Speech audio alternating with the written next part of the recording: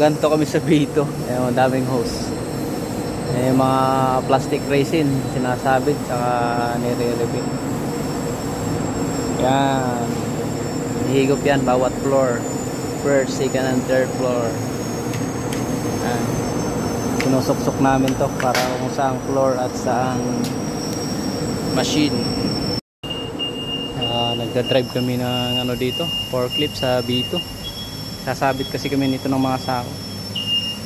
Kaya kasama ko. So guys, sa second floor may mga bago kaming dumating na machine. So ina-assemble pa lang to ng mga vendor. So tatlong row kasi do. Dito sa left, ito naman yung sa gitna. So pinupuno na ng machine dito sa may second floor. Kasi sa first floor is puno na lahat.